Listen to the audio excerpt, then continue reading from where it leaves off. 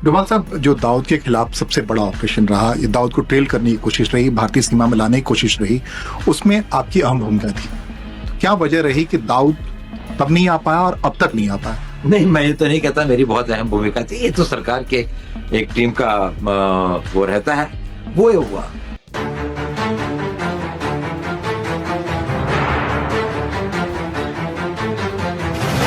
नमस्कार, मैं हूं आपका दोस्त आलोक कुमार। अभिवादन स्वीकार कीजिए मेरा। आज बात करते हैं उस स्पॉइलर की कि आखिरकार धुरंधर 3 में क्या होने वाला है। जिन लोगों ने धुरंधर 1 और धुरंधर 2 देखा है, उसकी जिज्ञासा का विषय है कि आखिरकार आदित्यधर बम्पर कमाई के बाद, ऐतिहासिक कमाई के बाद, इन दोनों फिल्मों के वर्ल्ड वाइड रिलीज से उन्होंने तकरीबन 2000 करोड़ रुपए वसूल लिए हैं। एक निश्चित सीमा के अंदर 100 दिनों के अंदर 2 सीरीज वाइज 2 फिल्में रिलीज हो और 2000 करोड़ रुपए दिए जाए, इतना बड़ा मालामाल तो भाई अगर विधाता मेहरबान नहीं है तो आखिरकार कैसे हो सकता है।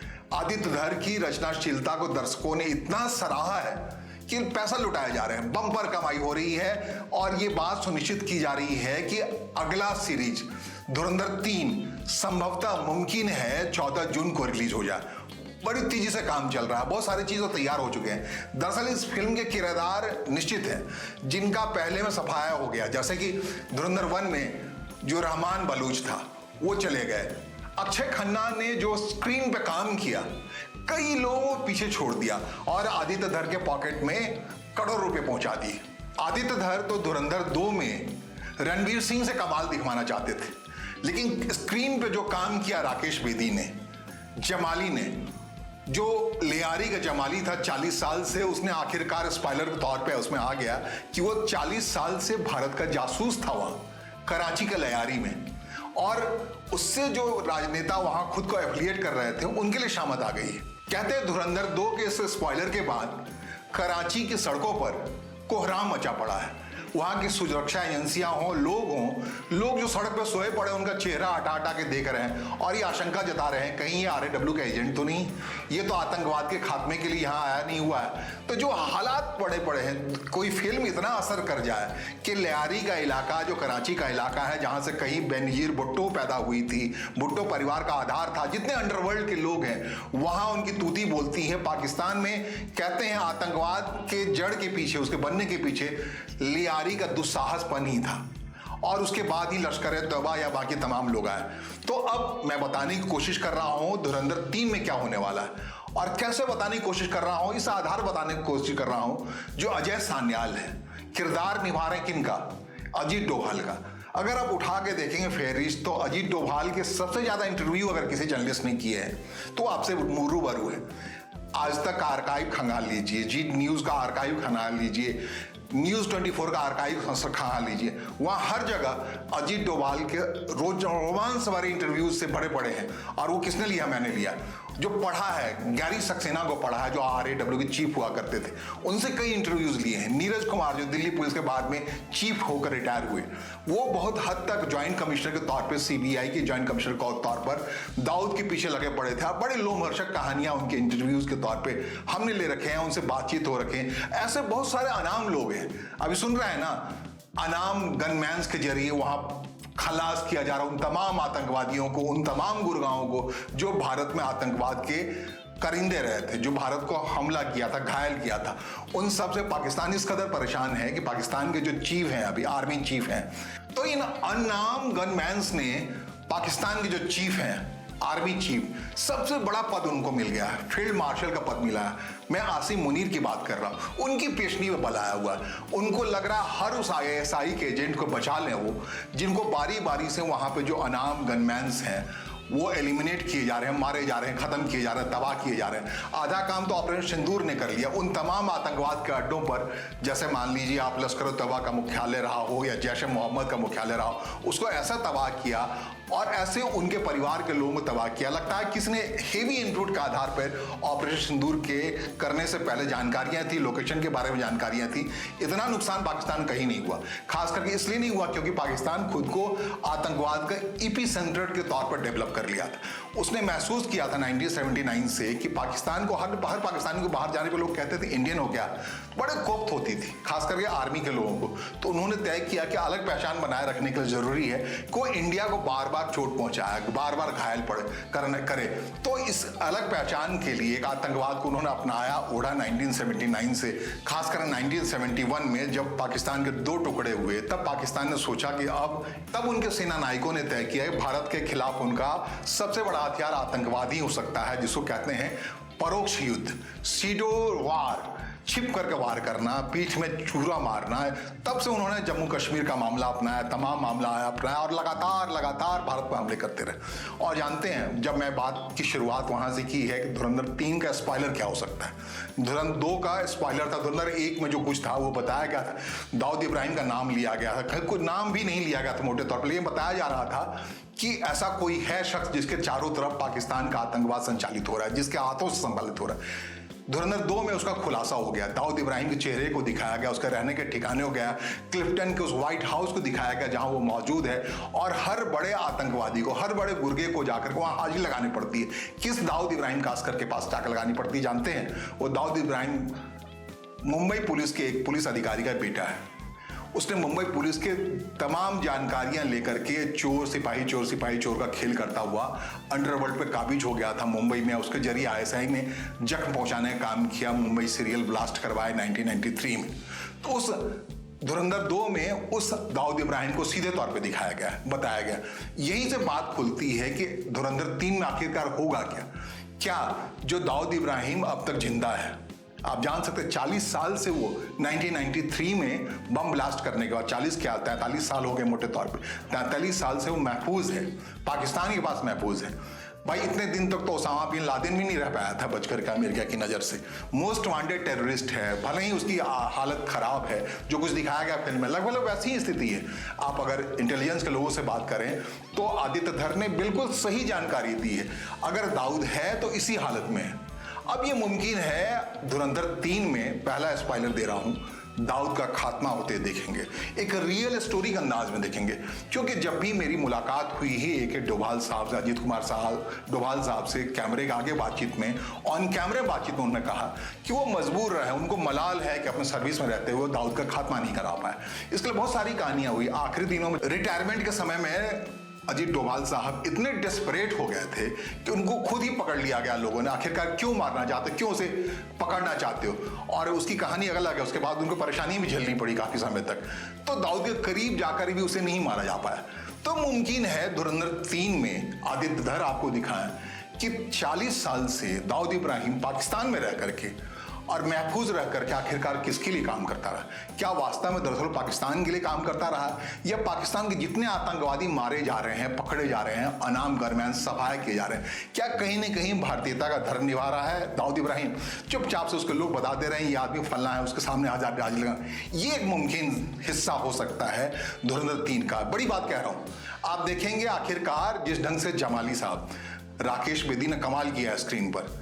40 साल तक वो लियारी का किंग रहा है राजनेता के तौर पर। और धुरंधर 2 में दिखाया गया स्पॉइलर के तौर पर कि वो दरअसल RIW का एजेंट था। जब रणवीर सिंह घायल स्थिति में भारत पहुंचाने की स्थिति आई तो वही गाड़ी ले जाकर के उसे छोड़ता है। वो ससुर भी है रिश्ते में, उसकी बेटी से उसे प्यार करना पड़ता है एक किरदार के तौर पर अपने हिसाब से रणवीर सिंह को। और उसके बाद आखिरकार स्पॉइलर के तौर पे दिखाया गया राकेश बेदी, जो कि जमाली साहब हैं, वो पाकिस्तान में एक्टिव पॉलिटिशियन है, नाम अलग है, लेकिन आज की तारीख में उनके कहते हैं शामत आ गई है। इस स्पॉइलर के बाद से उनके लिए पॉलिटिक्स करना बड़ा मुश्किल हो गया है। इस फिल्म में आदित्य धर ने दिखा दिया, जमाली साहब ही RIW के एजेंट हैं, मददगार हैं, जो लगातार भारत के खिलाफ एक मूव चला रहे थे वहां से। तो ये मुमकिन है, उसी आधार पर ये मुमकिन है कि दाऊद इब्राहिम का खात्मा हो जाए धुरंधर 3 आते आते, क्योंकि जो भी स्क्रीन पे आता है मेन किरदार है उसका सफाया होता हुआ दिखेगा और वो एक अलग लोमहर्षक अंदाज में आपको हिट होता हुआ दिखेगा फिल्म। जैसे धुरंधर 1 और धुरंधर 2 से 2000 करोड़ रुपए आदित्य धर्म साहब ने वसूल लिया है लोगों से, दर्शकों से मनोरंजन करा के। मुमकिन है रियल मनोरंजन करा के दाऊद इब्राहिम का खात्मा दिखाया जाए, उसके मरने की कहानी दिखाया जाए, उसके खत्म होने की कहानी दिखाया जाए। ये धुरंधर 3 का एक महत्वपूर्ण हिस्सा। लेकिन इतने मत रुकिए, ये ऐसा नहीं हो सकता। जब मैं आपको स्पॉइलर से परिचित कराने की बात कर रहा हूं तो और थोड़ा आगे ले चलता हूं। इंटरेस्टिंग कहानी है। इंटरेस्टिंग कहानी यूं है कि दाऊद इब्राहिम के पाकिस्तान के बस की बात नहीं है भारत को लगातार घायल करते रहना, इसके पीछे पश्चिम जगत का हाल है। अब देश का नाम भी सुन लीजिए। अमेरिका में बहुत सारे ऐसे लोग बरसे पड़े हैं जो लगातार भारत की तरक्की में बाधित रहे हैं। अपने हिसाब से जब से रूस के कैंप में, सोवियत रूस के कैंप में भारत था, तब से ये कोशिश लगातार अपने हिसाब से रोकने की कोशिश होती रही और पाकिस्तान को एपी सेंटर बनाया गया। अब मिसाल के तौर पर आपको बताता हूँ, हम IC-814 को याद करते हैं तो हमें इस शताब्दी का पहले दिन को याद करना चाहिए। 1 जनवरी 2000 को कांधार में ले जाकर के आतंकवादियों को रिलीज करना पड़ा। अपहरण में सौदा लिया लोगों ने। कौन से आतंकवादी रिहा किए गए? एक उसमें था उमर शेख सईद, यंग लड़का था, डॉक्टरी की पढ़ाई कर रहा था, ब्रिटिश नागरिक था, वो भारतीय जेल में कैद था, उसकी रिहाई हुई है, सौदे के तहत रिहाई हुई। मतलब समझ लीजिए पश्चिम का क्या रोल रहा है। ब्रिटिश नागरिक पूरे जम्मू कश्मीर का आतंकवाद को संचालित करता है, प्रभावित करता है, भारत को कई जख्मी देता है, आतंकवादी कार्रवाई होती है और उसके बाद उसकी रिहाई होती है। उस सौदे में रिहाई होती है, IC-814 के सौदे में रिहाई होती है, जिसके रिहाई में अपने हिसाब से अजीत डोभाल का बहुत महत्वपूर्ण रोल है नेगोशिएशन में। वो किस ढंग से IC-814 के आसपास पहुंच जाते हैं। कांधार से जब विमान को पहुंचाया गया तो कांधार पहले पहुंच जाते हैं। अपने हिसाब से एक जासूस की जिंदगी की इससे ज्यादा रोमहर्षक जानकारी कोई नहीं हो सकती।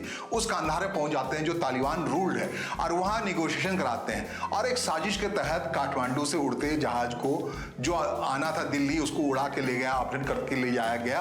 कहां ले जाया गया? अपहृत करके ले जाया गया कांधार अफगानिस्तान में। वहां जाकर नेगोशिएशन में AK डोभाल ने नेगोशिएशन किया।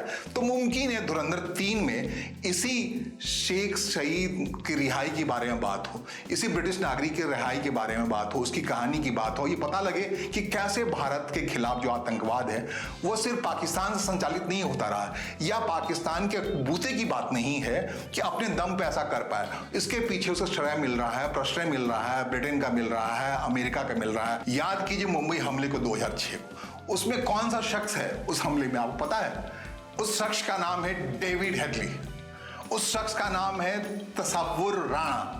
ये दोनों व्यक्ति, तसव्वुर राणा कनाडियन नागरिक है और ये डेविड हेडली है अमेरिकन नागरिक है। डेविड हेडली को अमेरिका ने जाकर छिपा रखा। तसव्वुर राणा चूंकि कनाडियन नागरिक है, पाकिस्तानी मूल का है, तो उसके प्रत्यर्पण की बात अब जाकर के सामने आई।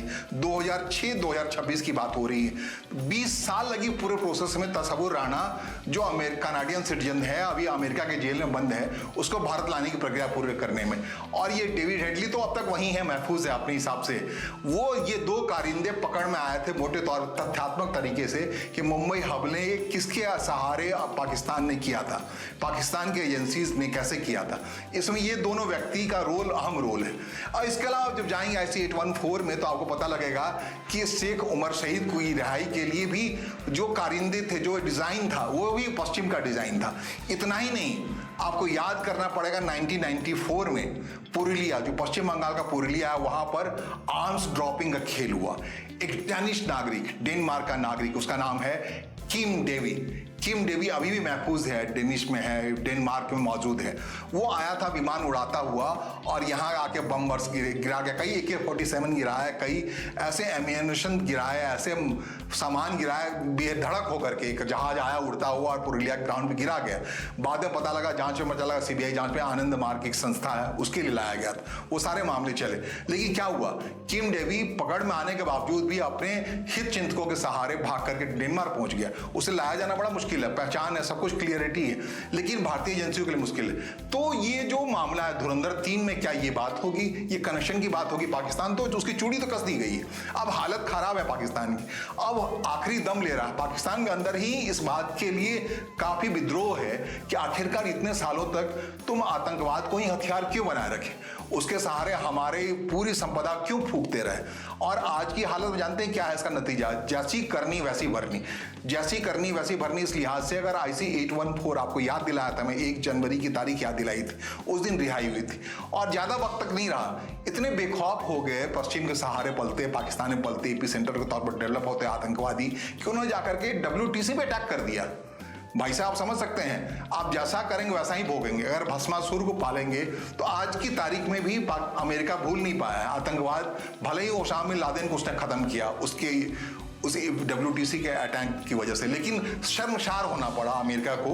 और उसके बाद से धीरे धीरे वार अगेंस्ट टेररिज्म की बात चली, लेकिन अभी भी तथावत जारी है। उसके बाद की वारदातों को बताया, जैसे कि 2006 की कहानी आपको हमने बताई, मुंबई अटैक की कहानी बताई। पाकिस्तान को अभी भी अपने बूते वो भारत के खिलाफ आतंकवाद को जारी नहीं रख सकता। कई ऐसे सब इंसिडेंट्स हैं, कई ऐसी घटनाएं हैं, कई ऐसे उदाहरण हैं। मुमकिन है धुरंधर 3 के लार्जर स्केल में बात करते हुए इस आतंकवाद की बात हो, जिसके सहारे दाऊद इब्राहिम दुनिया भर के जो ड्रग्स का कारोबार है, मादक द्रव्य का कारोबार है, उसको संचालित कर रहा है, उसे केंद्रित कर रहा है। इस सब के पीछे आतंकवाद है, इस सब के पीछे पश्चिम का श्रेय है, आश्रय है, प्रश्रय है। इन सारी बातों को क्या आदित्य धुरंधर 3 में सामने दिखा पाएंगे? इसको दिखाने के लिए जिगरा चाहिए, ठीक वैसा ही जिगरा जैसा कि धुरंधर 2 में उन्होंने साफ तौर पे दिखाया है। ये आतंकवाद का आका कौन है पाकिस्तान में बैठा हुआ, जो जिंदा है और किस हालत में है। भारतीय एजेंसियों ने उसकी हालत कैसे कर ली है। लेकिन भारतीय एजेंसियों को एक डोबाल हो, बाकी लोगों को इस बात का मलाल है कि उनके सर्विस में रहते हुए वो दाऊद इब्राहिम का बाल बाका नहीं कर पाए। डोभाल साहब, जो दाऊद के खिलाफ सबसे बड़ा ऑपरेशन रहा, ये दाऊद को ट्रेल करने की कोशिश रही, भारतीय सीमा में लाने की कोशिश रही, उसमें आपकी अहम भूमिका थी। क्या वजह रही कि दाऊद तब नहीं आ पाया और अब तक नहीं आ पाया? नहीं, मैं ये तो नहीं कहता मेरी बहुत अहम भूमिका थी। ये तो सरकार के एक टीम का वो रहता है। वो हुआ कई भारत की सुरक्षा के लिए जिन कई लोगों से भारत की सुरक्षा को खतरा है, वो भी उनमें से एक था। लेकिन ये कारण जो कि सबसे बड़ा था कि उसके खिलाफ एक्शन नहीं लिया जा सका, वो था पाकिस्तान की सरकार और पाकिस्तान की इंटेलिजेंस एजेंसी का उससे पूर्ण रूप से और ब्लैटेंट तरीके से मदद और प्रोटेक्शन देना। और एक स्टेट के खिलाफ अगर स्टेट किसी को प्रोटेक्शन दे तो उसकी जमीन के अंदर, उसकी धरती के अंदर में उसके खिलाफ एक्शन लेना असंभव नहीं तो काफी कठिन तो हो ही जाता है। आखिरकार क्यों नहीं कर पाया? इंटेलिजेंस की दुनिया है। क्या ऐसा तो नहीं है कि दाऊद इब्राहिम ही काफी हद तक मददगार रहा है या दाऊद इब्राहिम के सहारे ही इन तमाम आतंकवादियों को पकड़ना आसान हो पाया? क्या ये सारी बातें धुरंधर 3 में सामने आएंगी?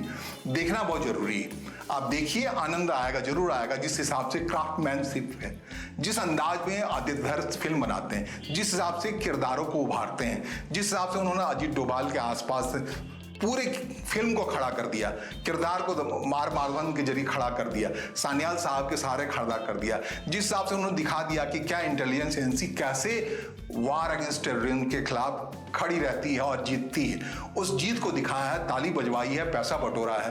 तो धुरंधर 3 में आखिरकार आदित्य ये क्या करने जा रहे हैं, उसके स्पॉइलर की थोड़ी झलक दी है।